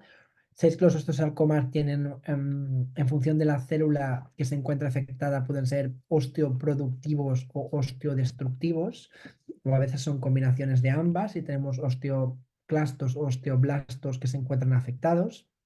Y pues como se ven, pues lisis, esclerosis, lesiones muy agresivas. Es importante considerar si son monostóticos o poliostóticos, es decir, afectan a una vértebra o afectan a más, porque por ejemplo mis diagnósticos tipo mieloma múltiple es más poliostótico, mientras que osteosarcoma suele ser más monostótico. Y siempre muy importante obtener 2 proyecciones, porque como veis aquí, esta radiografía lateral para mí es completamente normal, yo no veo nada raro. Sin embargo, en esta ventrodorsal veo que existe falta de lo que serían los procesos transversos en esta región de aquí y bueno, pues en este caso la radiología sí que me sirvió para diagnosticar que pueda tener un tumor o de tejidos blandos que afecta al hueso o un tumor de hueso primario destructivo. Este caso es un caso, la verdad, que fue súper triste, que bueno, muy triste, en el que si miráis la parte derecha de la pantalla, pues era, bueno, era un Doberman de 1 año solo, pobre, que vino por una mielopatía T3L3 crónico progresiva agudizada. Yo ya lo vi cuando era paraparético muy severo, casi no ambulatorio. Y el examen negro era T3L3 con dolor espinal y veis que pues, el TAC tiene esta lesión extraxial, destructiva de hueso, que comprime dorsalmente la médula espinal, ¿no? Entonces, en la placa ya vimos cosas raras. Si os fijáis en esta región de aquí, vemos zonas, la opacidad de la vértebra no es correcta, vemos áreas a parches.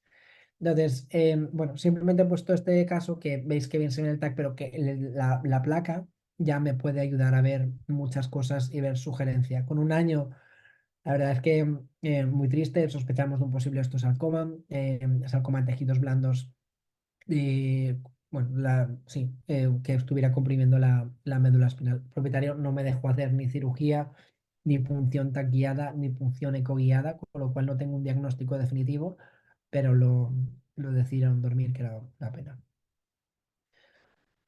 Y los tumores intradurales extramedulares, ¿cuáles son los más comunes? Pues los más comunes son los tumores de vaina nerviosa, que los podemos ver en las radiografías como un aumento del foramen intervertebral.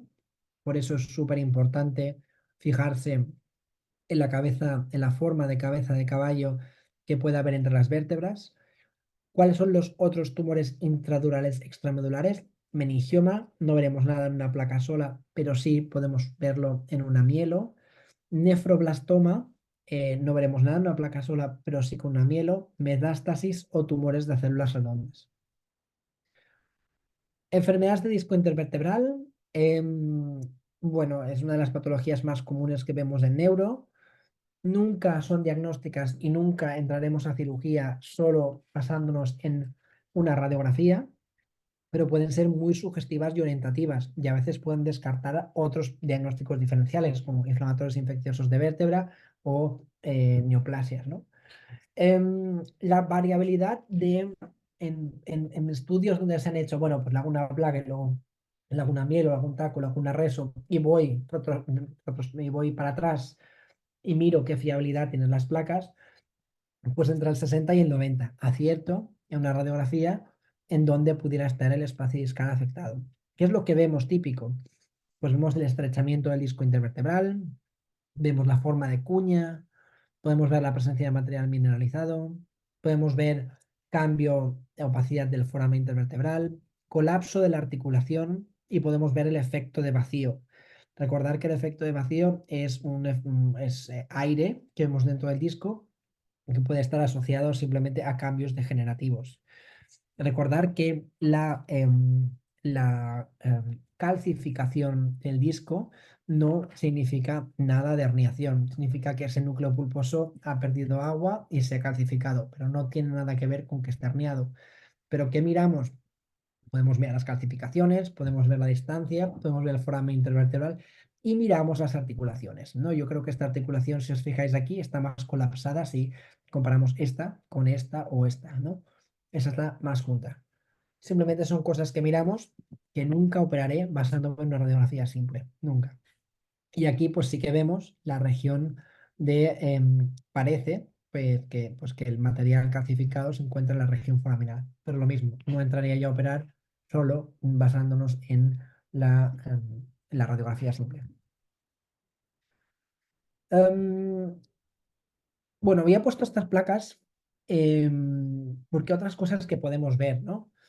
Pues un montón de cambios degenerativos. En este perro era un ratero, bueno, como un bodeguero andaluz, más o menos, en el que venía con un T3L3 crónico y aquí pues mirar un montón de cambios degenerativos.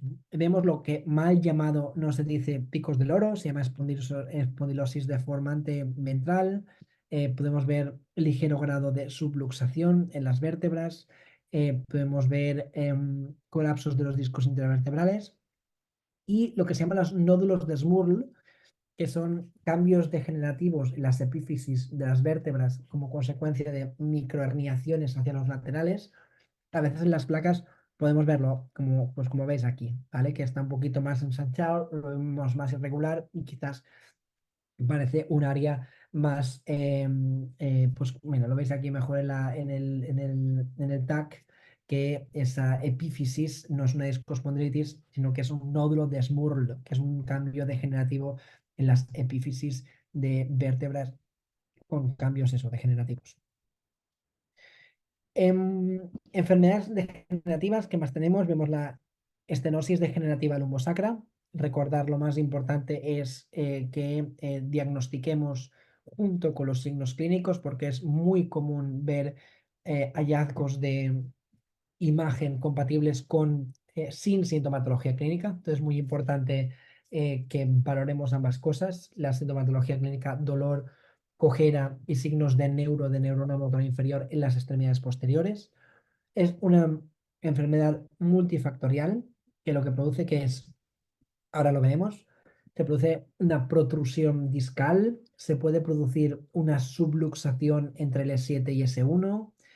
Podemos ver si existen anomalías congénitas vertebrales como las vértebras transicionales. Podemos ver si existe proliferación del tejido óseo y blando y podemos ver si existen OCDs, osteocondrosis también en la región sacra. Entonces, ¿qué es lo que vemos? Pues como aquí vemos que se encuentra en forma de cuña el espacio intervertebral, vemos la presencia de vértebras transicionales, veis que esta vértebra sacra no está fusionada y tiene un disco intervertebral. Podemos ver opacidad de la región foraminal, podemos ver un pequeñito escalón entre la región L7 y S1, podemos ver un efecto de vacío, como veis este punto de aquí que señala esta flecha, serían cambios de gas, tipo gas, dentro del disco intervertebral. Y esto es un poco dudoso, la elongación de la lámina sacra. Esto quizás hay cierta controversia porque se ha visto que hay perros que tienen esto y no tienen sintomatología. Entonces, yo no me basaría solo en esto para diagnosticar estenosis degenerativa lumbosacra, sino que pondría los hallazgos completos de esta zona, bueno, de estos que hemos hablado, para al final llegar a la conclusión que la placa es compatible con una estenosis degenerativa lumbosacra. Y una de las cosas que hacemos son radiografías sin estrés. Es decir, hacemos una placa, y perdonad la calidad de las imágenes, he puesto estas imágenes porque tengo el tag después, pero este era un border collie jovencito que tenía signos de mucho dolor lumbosacro y pues esta era la placa lateral y lo que hacemos son radiografías bajando la cola y subiendo la cola y valorar si existe ligera inestabilidad entre L7 y S1. Y bueno, esto simplemente he puesto las placas de antes porque aquí vemos el tag y ves el tag, pues qué bien se ve, ¿no? Vemos la esclerosis, vemos el efecto de vacío, vemos el escalón, vemos la hernia discal, vemos la subluxación, veis que no están unidos. Entonces, para mí es muy importante ver si existe subluxación porque ese paciente, aparte de descompresión de tejido neurológico, necesitará fijación vertebral. Entonces, eso es una de las cosas que ver al ser una parte dinámica que tenemos que, con las placas en estrés, valorar si existe escalón entre el S7 y S1 y valorar si ese paciente se beneficiaría de una posible estabilización lumbosacra. Otras cosas que podemos ver es la hiperóstosis esquelética difusa idiopática, que son estos hallazgos radiológicos que veis, que es esta proliferación ósea en la parte ventral del canal vertebral. En general, se encuentra en la parte ventral, pero hay algún paper que habla también de proliferaciones en la parte dorsolateral del canal vertebral. Y para decir que es un DISH, que es una hiperóstosis esqueleta difusa idiopática, se necesita un mínimo de 4 cuerpos vertebrales unidos, fusionados. En general, no hay enfermedad discal asociada a estos procedimientos y tenemos que considerar que puede ser congénito. Es muy común, y yo no sé el por qué en Dobermans, yo lo he visto bastante, aunque a veces se puede ver asociada también con enfermedades sistémicas de hipercalcemias. y vemos también pues calcificaciones de otras partes de los esqueletos, o sea que puede estar asociado a enfermedades metabólicas, endocrinas, genéticas o biomecánicos. Y este es el paper que habla del DISH atípico, en el que se produce una hiperóstosis dorsolateral principalmente, de la parte dorsal de las vértebras. Y cuando tenemos esta placa, el principal siempre diagnóstico diferencial que tenemos es la hipervitaminosis A, o sea, intoxicación por vitamina A. Entonces, este es como el diagnóstico diferencial principal. Fracturas, luxaciones. Recordar que cuando tenemos fracturas y luxaciones queremos siempre mínima manipulación. Yo siempre pongo este ejemplo porque me da mucha pena.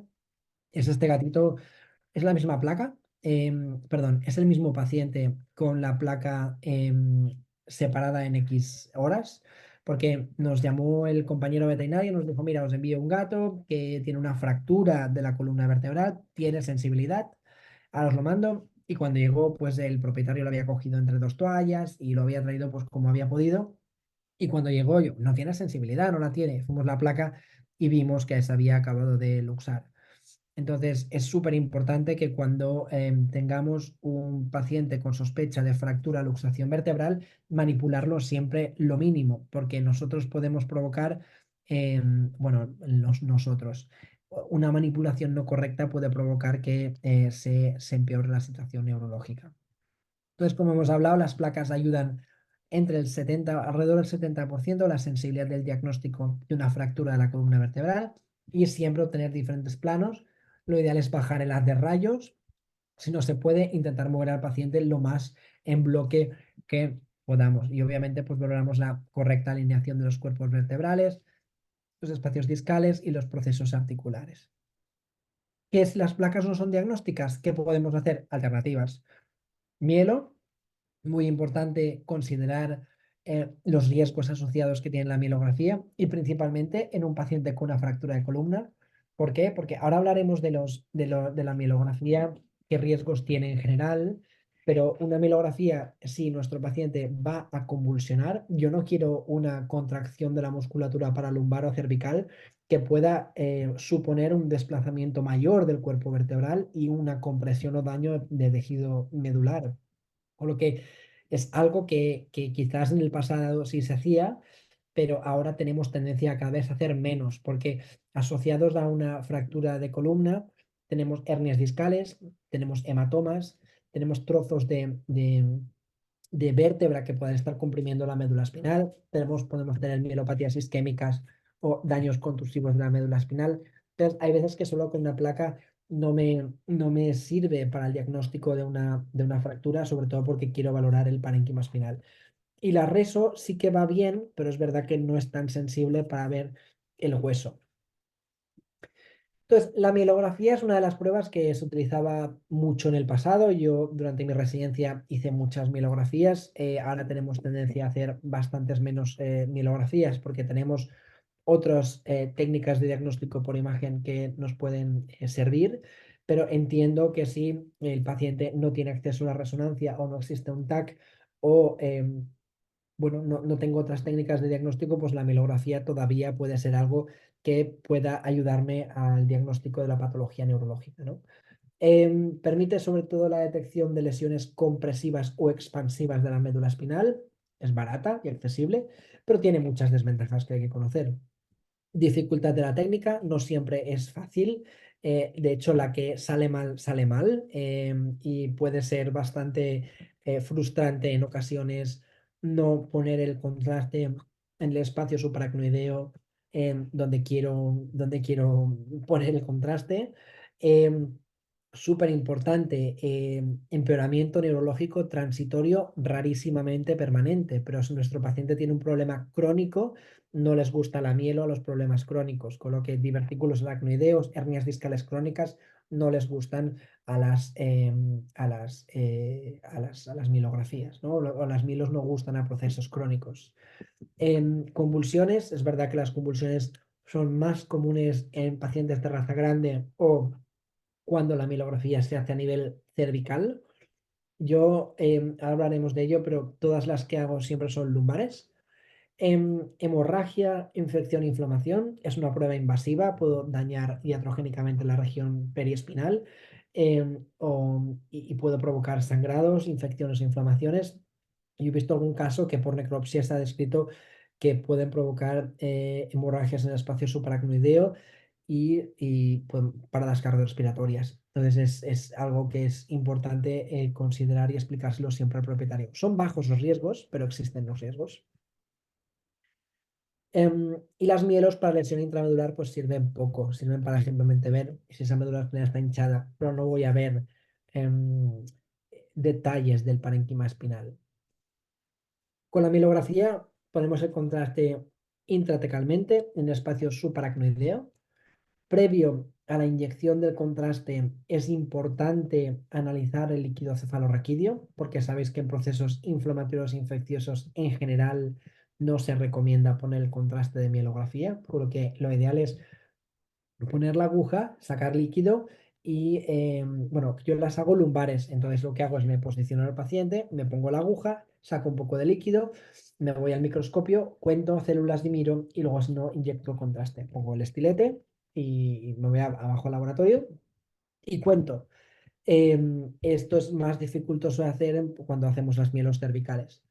Pero, pero bueno, son maneras de hacerlo y lo ideal es descartar procesos inflamatorios infecciosos antes de meter el contraste. Ojo, porque algunas hernias discales también me suben las células o un infarto me sube las células. Entonces no es no tener células seguro que no hay hernia discal, no, porque la hernia discal también inflama.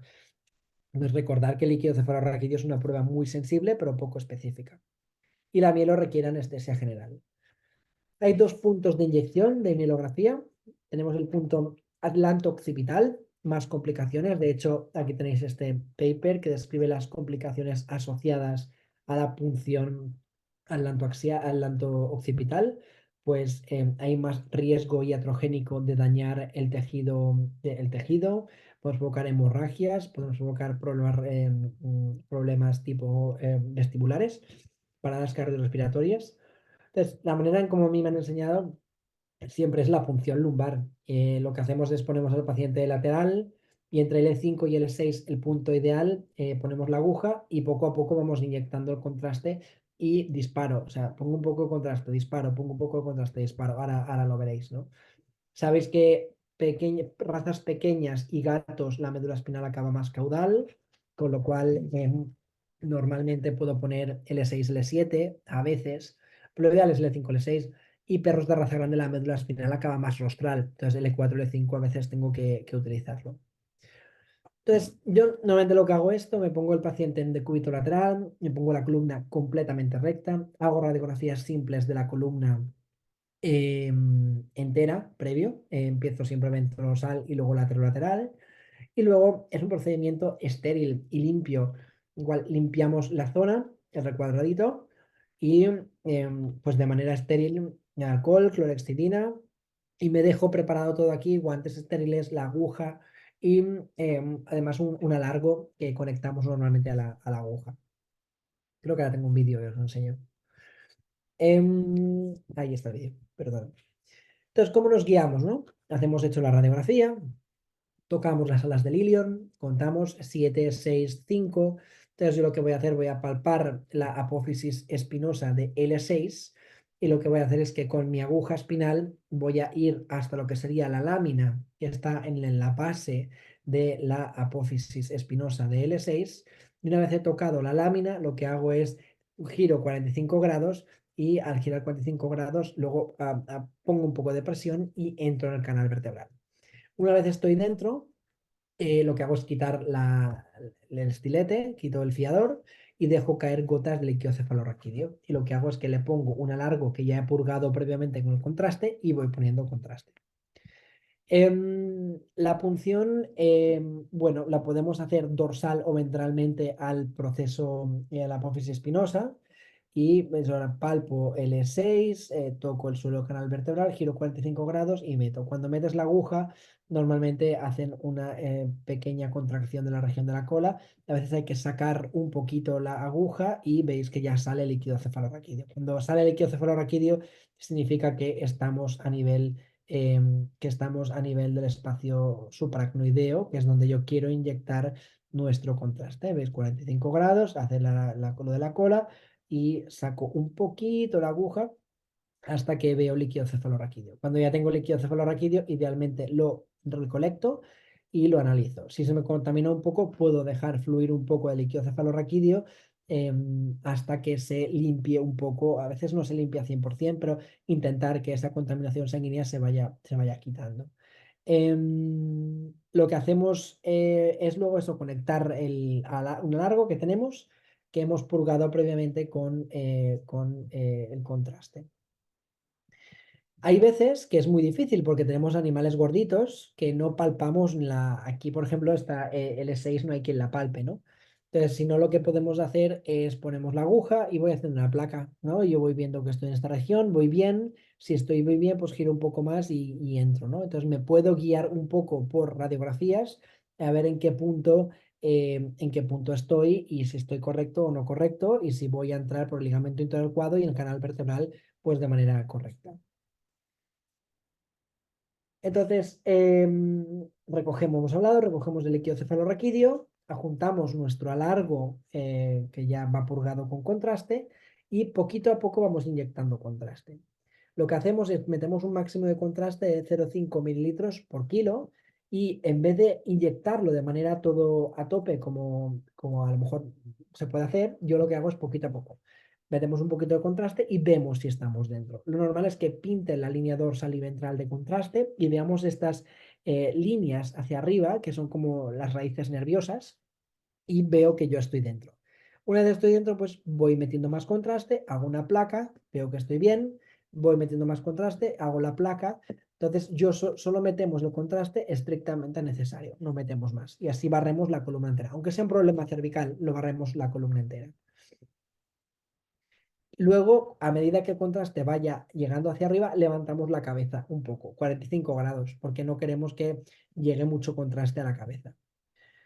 Entonces, esto es básicamente lo que haremos. Hemos puesto la aguja, hemos metido el líquido de contraste. ¿Cómo se evalúa? Pues siempre miramos la línea dorsal y la línea ventral de contraste. Quien me va a decir dónde está el problema es la línea dorsal de contraste, donde se atenúe la línea dorsal de contraste. En este punto es esta región de aquí donde está el problema, ¿vale? Veis que la intensidad de la línea dorsal y ventral, aquí se me atenúa, con lo cual este es el punto donde está el problema, ¿no? ¿Qué vemos aquí? Estas de aquí abajo están mal. Esta técnica a veces es difícil de hacer. ¿Y qué podemos ver? Podemos ver que se me vaya el contraste el espacio epidural. Recordar que el espacio epidural es el espacio que está por fuera de la dula madre, que hay grasa epidural entre médula espinal y el periósteo o el hueso. Cuando tenemos esta forma que veis aquí, que tiene forma puntiaguda, es un patrón típico de mielografía subdural, es decir, estoy por encima del espacio supracnoideo y estoy por debajo de la dura madre. Y luego cuando tengo esto, que se me mete contraste dentro del parénquima, puede ser sugestivo de mielomalacia. La mielomalacia, muchas veces con la mielografía, se ve que pues, se muere el parénquima espinal y el contraste se mete dentro del parénquima espinal. Entonces esto puede ser una de las, bueno, puede ser sugestivo de tener mielomalacia. Es verdad que se ha visto igual que con resonancias magnéticas, cuando tenemos mielomalacia, que desaparece mucho lo que sería la señal Haste, que es la del espacio supracnoideo de resonancia magnética, que correspondería a la mielografía de resonancia magnética, o se ha visto una lesión hiperintensa muy larga en pacientes con mielomalacia. Con mielografías se dice que entre 5 y 6 espacios vertebrales podría ser sugestivo de que no vaya a ir bien si tengo un paciente sin sensibilidad profunda y con 6 espacios de patrón intramedular donde se atenúa la línea de contraste dorsal y ventral. Pero estos son papers muy antiguos, si os fijáis, del 96, y es verdad que cada vez tenemos lo que hablábamos, tendencia a hacer menos mielografías. Cuando en una mielografía lo que hacemos es valorar qué patrón de mielografía tengo. Tengo básicamente tres. Tenemos el patrón mielográfico extradural, cualquier cosa que esté por fuera de la dura madre, intradural extramedular o el intramedular. Y cuando tengo algo extradural, básicamente puede ser cualquier cosa. Obviamente, si yo tengo un paciente que tiene el patrón extradural encima del encima del disco intervertebral, lo más probable es que sea núcleo pulposo herniado, pero puede tener también hematoma en esa región o puede ser pues, neoplasia o una proliferación de los tejidos perimedulares, ¿no? Pero en esta región de aquí, pues, ¿qué vemos? Vemos una elevación dorsal de la línea ventral de contraste encima del cuerpo vertebral 7, 6, 5, 4. L4, L5 y vemos una atenuación también de la línea dorsal. Y esto, el evento dorsal me está diciendo que tengo un patrón mielográfico extradural, en este caso que es el lado derecho. Aquí tenemos más ejemplos de patrones extradurales. Quizás aquí cuesta un poco, pero la ventrodorsal, si os fijáis, esta es la ampliada. Esta línea que veis aquí es la línea de mielografía, tendría que estar en contacto con lo que sería la pared del canal vertebral. Y veis todo esto aquí, todo esto es un patrón mielográfico extradural. En ocasiones, cuando hacemos mielografías para hernias discales cervicales, después de la cirugía podemos a veces repetir la radiografía y esto puede ser muy, muy útil para ver si he quitado toda la compresión de la médula espinal. Entonces, por ejemplo, si veis aquí, tenemos un perro que tiene estos C1, C2, C3, C4. Entre C3 y C4 tengo una elevación dorsal de la línea ventral de contraste compatible con una hernia discal. Entonces, esta hernia discal, como veis, 1, 2, 3, 4. 1, 2, 3, 4. ¿Veis la ventrodorsal cómo se ve? Se ve pues con un patrón excéntrico. Me está diciendo que la compresión es principalmente ventral. Hicimos un slot ventral, quitamos la compresión y bueno, que aquí tenéis el agujerito del slot ventral que hicimos y veis que la línea ya no se desdobla, sino que la línea entre 1, 2, 3, 4 vuelve a estar en contacto con el suelo del canal vertebral. Entonces sabemos aquí que hemos quitado la compresión y es una de las cosas que si todavía queda contraste, pues se puede hacer después de una mielografía para asegurarnos que no tenemos una compresión residual de la médula espinal tras la cirugía del slot ventral. En ocasiones podemos ver hernias crónicas. Bueno, esto es una crónica agudizada. Veis aquí que existen múltiples protusiones, pero yo sé cuál es la buena o la activa, porque veo una atenuación de la línea dorsal. O sea, no es ninguna de estas, porque aquí la médula se ha acostumbrado a estar apretada, sino que es la línea dorsal la que se encuentra afectada. Incluso vemos un engrosamiento, veis aquí, del espacio supracnoideo, probablemente porque a lo mejor esa médula ya está un poquito más atrófica y lo que veo es pues una dilatación del espacio supracnoideo ventral o un divertículo supracnoideo ventral. Y cuando es súper importante hacer radiografías, dos proyecciones, cuando el patrón mielográfico extradural no se encuentra encima del disco intervertebral, la lesión probablemente suele ser muchas veces neoplásica o granulomatosa, como veis en este caso, que vemos este patrón mielográfico extradural que se encuentra encima de un cuerpo vertebral. Correspondería que en la lateral no se encuentra nada, no se ve nada, esta región de aquí. Y esto era un plasmocitoma. Luego con el TAC y la resonancia llegamos al diagnóstico. En tipo Wobbler, espondilomilopatías cervicales, esto quizás cuesta un poco más, pero veis que existe este patrón, lo que se llama en forma de reloj de arena, porque vemos una desviación ventral de la línea dorsal y una desviación dorsal de la línea ventral, que si os fijáis aquí hace uno y aquí hace otro, es un patrón bilateral de compresión se llama de reloj de arena y es muy típico de patologías tipo un Wobbler o espondilomielopatía cervical. Y esto es un Bichon maltés que tuvimos creo que hace un mes más o menos, que era una hembra esterilizada que de manera aguda se quedó sin caminar. El examen neuro era una mielopatía T3L3 y el diagnóstico diferencial, pues una hernia discal Hansen tipo 1, una meningomielitis. Recordar que Aproximadamente la mitad de las meningomielitis pueden ser agudas y es raza típica, edad típica y sexo típico. Puede ser una mielopatía isquémica o un tumor. Siempre empezamos con un TAC, que es lo más rápido, sencillo y con menos complicaciones, pero no fue diagnóstico el TAC, no vimos absolutamente nada y tuvimos que acabar haciendo una mielografía. Como hemos hablado antes, la mielografía las hacemos con radiografías ventrodorsales y luego laterolaterales del paciente, completamente rectas, ponemos la aguja y vamos inyectando el contraste muy poquito a poco. Y aquí yo ya veo dónde está el problema. Siempre me lo está diciendo dónde está la atenuación de la línea dorsal de contraste. Entonces, la línea dorsal de contraste se atenúa en este punto, que corresponde a 7, 6, 5, 4, 3, 2, 1, 13, 12, en este punto. 12, 13 es donde está probablemente el problema. Y me voy a esta parte de aquí, y quizás cuesta de ver un poco, pero la línea no está en contacto con lo que sería la pared del canal vertebral. Con lo cual, T12, T13, del lado derecho, patrón mielográfico extradural compresivo de la médula espinal compatible con hernia discal Hansen tipo 1. Luego siempre lo pasamos por el TAC para acabar 100% de asegurarnos, pero en este caso, pues con la mielografía, si no tengo un TAC, hubiera sido más que suficiente para entrar a descomprimir la columna vertebral de este paciente. Respecto a los patrones mielográficos intradurales extramedulares, una de las cosas muy comunes que vemos son los divertículos aracnoideos, como veis aquí, que tienen esta forma de lágrima o sí, se llama tear o de gota, teardrop shape, en la que vemos que se desdobla el espacio subaracnoideo. En ocasiones esto es peligroso porque como es una patología crónica pueden empeorar bastante después de realizarles las mielografías, entonces son cosas que es importante explicárselo al propietario. En este caso era un carlino que no empeoró en exceso y veis que tiene esta, pues casi igual que aquí, pues esta bolsa o esta gota o esta forma de lágrima aquí.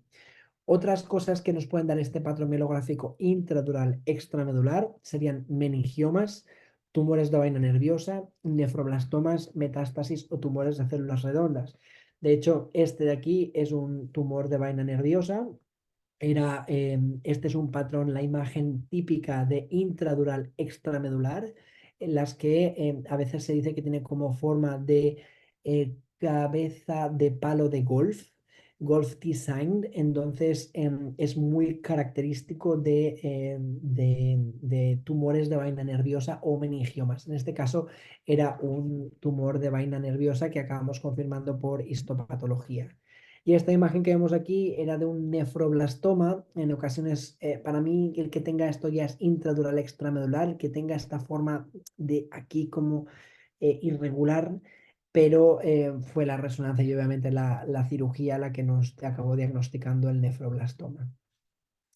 Y luego tenemos los patrones intramedulares. Los patrones intramedulares son aquellos en los que la médula espinal está hinchada. Vemos atenuación de la línea dorsal y ventral de contraste y ambas líneas están en contacto con lo que serían los límites del canal vertebral. Aquí no hay nada por fuera que apriete a la médula espinal, simplemente está hinchada. Esto no es para nada patognomónico de nada, puede ser médula espinal hinchada, puede ser meningomielitis, puede ser una mielopatía isquémica, puede ser un tumor intramedular, puede ser una contusión espinal, con lo cual el tener un patrón mielográfico intramedular no es patognomónico de nada, simplemente de patologías que están dentro de la médula espinal y por eso hay que considerar historia, reseña, evolución de la sintomatología clínica para pues establecer cuál es mi posible diagnóstico diferencial e idealmente hacer una resonancia magnética o otras pruebas de diagnóstico por imagen avanzada. Y bueno, simplemente que a veces con la mielografía, sabéis que existen muchos tipos de hernias discales. La Hansen tipo 1 y Hansen tipo 2 la podemos diagnosticar perfectamente con una mielografía. Lo que sería la Acute Non-Compressive Nucleus Pulposus Extrusion, que sería lo mal llamada tipo 3, que no está bien dicho decir tipo 3 porque no la inventó Hansen y porque no es degenerativo. Vimos que en este tipo de patologías una mielografía también puede ayudarme al diagnóstico de esta enfermedad. en las que recordar que la sintomatología clínica es agudo, no progresivo y no doloroso. Normalmente, o sea, si no duele y no progresa, no lo hará después de las 24 o 36 horas. Si progresa o duele, solo es en las primeras 24 o 36 horas. Y sintomatología normalmente asimétrica. O sea, agudo, no doloroso, no progresivo y sintomatología clínica asimétrica. Es la sintomatología típica de este tipo de hernias discales.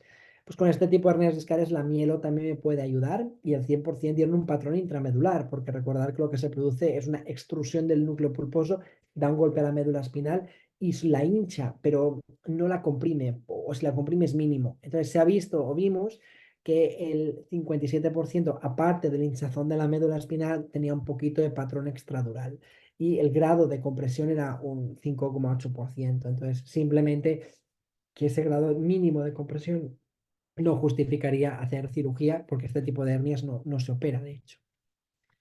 Y simplemente si cuando hacéis una mielografía no os acaba de ver 100% el punto de compresión o no lo tenéis claro, una herramienta adicional que podéis hacer son radiografías en oblicuas. O sea, lo que se hace es que haces una radiografía lateral, ves, bueno, una vez tienes tu paciente con todo el contraste de mielografía a lo largo de toda la columna vertebral, después haces la ventrodorsal y si dudas y no lo tienes 100%, puedes hacer oblicuas. Pones el perro pues, en una posición oblicua, así y así, y como en inclinado, boca arriba, inclinado un poco. Y con esto podríamos ayudar un poquito a la sensibilidad de la localización de cuál es el punto de que hay que hay que entrar a operar. Que hay que entrar a operar. En ocasiones también la mielografía se ha utilizado mucho para estudios dinámicos, sobre todo para regiones tipo espondilomielopatías cervicales, pero hay que tener en cuenta que en esos casos sí que nos daría un poco de miedo porque pueden empeorar bastante por culpa del contraste y por culpa de los movimientos dinámicos que nosotros le estemos haciendo. Con lo cual, lo ideal aquí quizás sería sí que hacer otras técnicas de diagnóstico por imagen avanzada. La mielo se puede hacer en otras especies, hurones, en cerditos, incluso está descrita en conejos o está descrita en aves. Entonces, es una técnica que, ya os digo, es importante siempre hablar con los propietarios porque es una técnica que quizás antes se hacía mucho, ahora se hace menos y yo me la plantearía en el caso en el que no tenga acceso a otras pruebas de diagnóstico por imagen y el propietario entienda muy bien los riesgos asociados a dicha prueba. Y creo que hasta aquí es todo. Disculpad que creo que al final ha ido un poco rápido, pero quería dejar estos últimos minutos para preguntas si alguien tiene. Y, y nada, espero que, pues nada, espero que os haya gustado la sesión de radiología. Es difícil hacer una sesión tan compleja en tan poco tiempo, pero bueno, espero que sea útil. Muchas gracias.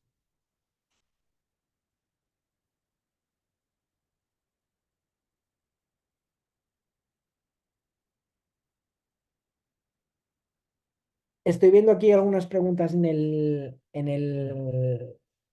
chat. Si queréis las podemos hablar. Aura Sí, Pamela, claro. Sí, ¿lo lees sí. o te las ayudo? Bueno, yo las tengo aquí, si os parece bien. Ah, dale, perfecto, sí, dale. Mira, Aura Pamela dice, buenas tardes. Posterior a la radiografía para diagnóstico de luxación, ¿recomienda TAC para una buena planeación quirúrgica o resonancia magnética para valoración del daño del tejido nervioso? Pues solo tener mielitis traumáticas debido a la inestabilidad. Pues esta pregunta que haces es súper difícil de hacer. Yo, si solo puedo elegir una técnica diagnóstica, diría TAC, porque con el TAC puedo medir mejor los huesos, puedo medir, bueno, puedo mejor planear mi cirugía para medir los implantes que voy a utilizar, porque con una placa y con una reso el hueso no lo veré tan bien. O sea que si pudiera hacerlo, haría todo, pero si solo pudiera elegir una cosa, sería el TAC para la valoración de los implantes. Es verdad lo que comentas, que después con una resonancia podríamos ver si existe atrofia de la médula espinal, porque de la inestabilidad que ha habido han dado microgolpecitos y puede haber atrofia, o incluso puede haber divertículos aracnoideos, quistes aracnoideos, que el propietario tiene que ser consciente que puede haber un área de gliosis como consecuencia de la inestabilidad y que eso no se va a recuperar, o si hay un divertículo aracnoideo, a veces hay que operarlo, pero si tuviera que elegir una técnica, elegiría TAC más que RESO, pero la RESO obviamente me puede dar muchísima información.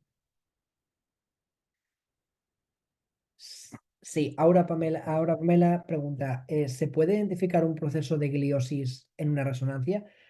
En una resonancia nosotros lo que veremos es un área hiperintensa en T2 que nosotros viendo este área hiperintensa no sabemos lo que es, simplemente con la reso. Podemos ver que sea área gliosis, es verdad, aunque puede ser un edema, puede ser líquido, puede ser inflamación.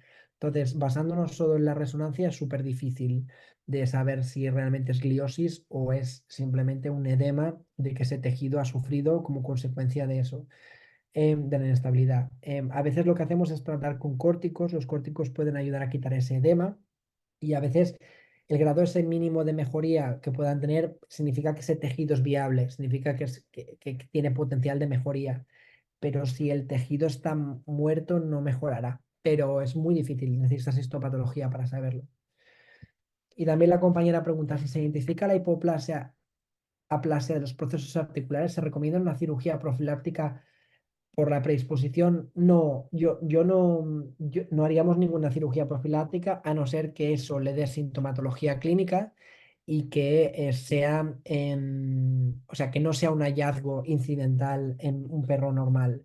Lo podríamos hacer en aquel en el que ya tenga algo de sintomatología clínica, hayamos descartado otras enfermedades y en ese caso sí que lo podríamos hacer. Pero cirugía profiláctica yo no lo haría porque muchos nunca manifiestan sintomatología clínica. O sea, si ahora veréis cuando tengáis un carlino que igual viene por otra cosa, disparáis una radiografía y veis allí eso. Pero yo no plantearía eso porque muchos puede que no manifiesten ninguna clínica asociada. Bárbara pregunta, ¿y en la discospondilitis podría haber hiperalgesia? Sí, es uno de los signos súper típicos, dolor. Pueden tener mucho dolor, pueden tener cojeras por irritación del nervio que esté tocando. Entonces sí que podría haberlo. Alejandra pregunta, ¿qué antibióticos de tipo empírico utilizas inicialmente hasta tener los resultados? Pues hay varias maneras de abordarlo. Hay quien utiliza cefas. Yo personalmente utilizo combinación de clindamicina con marbofloxacino. Esa es una combinación bastante fuerte perdón, clinda-enro utilizo yo, o sea, una quinolona con clindamicina. Em, sí, o cefas o clinda-enro, pero yo utilizo clinda-enro.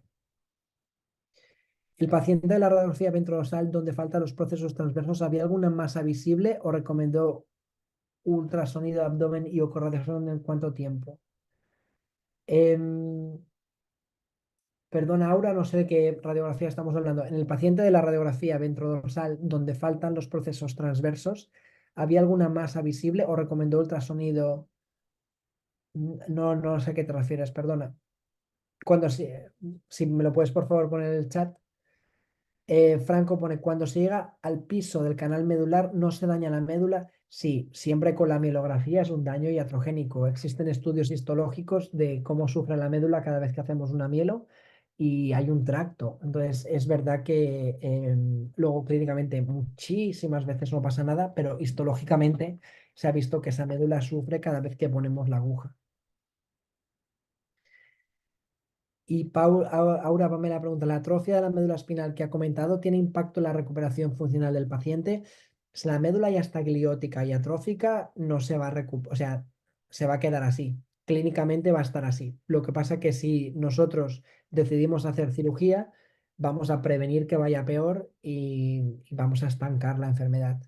Entonces, aún así, siempre pueden mejorar un poquito porque sabéis que el sistema nervioso es muy plástico, no se regenera, pero es muy plástico, pueden mejorar un poco, pero lo más importante es que estancamos la enfermedad.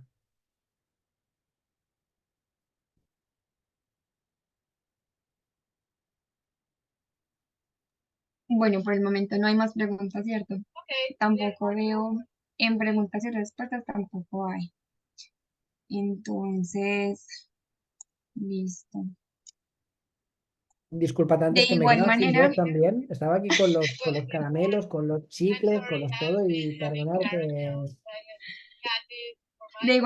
cualquier pregunta que nos hagan en medio de diferido, pues te la haremos llegar, ¿cierto? Para que tú, por favor, nos colabores con ello. De antemano, muchas gracias por acompañarnos el día de hoy. Una excelente charla. Muchas gracias. Que vaya muy bien. Gracias. Igualmente, doctora, hasta luego, que estés Hasta muy bien. luego. A los compañeros les informo que nos vemos el día de mañana con el doctor Mildred May, en el cual vamos a hablar sobre anatomía por RDM de encéfalo y médula espinal. Nos vemos la próxima clase. Hasta luego y feliz noche para todos.